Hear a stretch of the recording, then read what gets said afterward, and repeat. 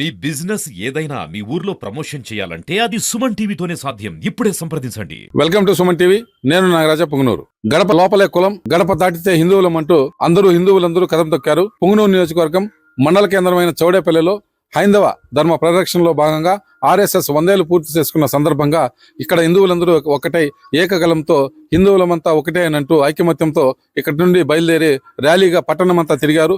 చౌడేశ్వరమ్మ గుడి నుంచి బజారు వీధి సంతగేటు మీదుగా ఇక్కడ కళ్యాణ గంగమ్మ అనే ఆలయం వద్దకు వచ్చి హిందూ సమ్మేళనాన్ని ఘనంగా నిర్వహించుకున్నారు. ఈ సందర్భంగా హిందువుకు సంబంధించినటువంటి వ్యక్తులందరూ హిందూయిజాన్ని సమాజంలో ఏ విధంగా ఉండాలి, ఏ విధంగా ఈ సమాజంలో దేవుళ్ళు అంటే ఏమి, భక్తి అంటే ఏమి అనే విధంగా వారు అందరికీ వివరించారు. వీటితో పాటు సనాతన ధర్మం, హైందవ ధర్మాలపై వారందరికీ సూచనలు ఇచ్చారు. ప్రతి ఒక్కరూ హిందూయిజాన్ని మేలుకొల్పాలని, హిందువులంతా ఐకమత్యంతో ఉండాలని ఈ సందర్భంగా వారు అన్నారు.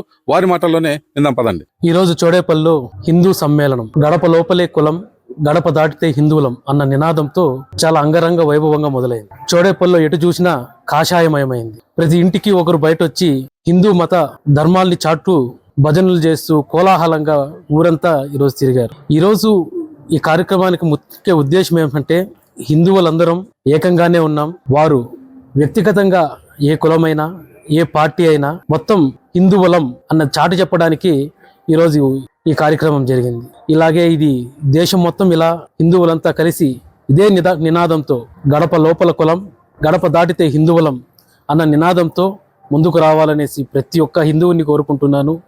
అలాగే మన హిందూ ధర్మం అంటే మన ధర్మాన్ని పరిరక్షించుకునడమే కాకుండా ఇతర ధర్మ వారి కట్టుబాట్లని మనము గౌరవించాలి. వాళ్ళ ఇతర ధర్మాలని, ఇతర మతాలని, వాళ్ళ కట్టుబాట్లు మనం కించపరచకూడదు అనేసి హిందూ సోదరులకు అందరికీ మరోసారిగా చెప్తున్నా. అదేవిధంగా మన ధర్మానికి హాని వస్తే ప్రతి ఒక్కరూ ఒక ఛత్రపతి శివాజీ అయి ముందుకు వస్తామనేసి అందరికీ పిలుపునిస్తున్నాను. జై శ్రీరామ్.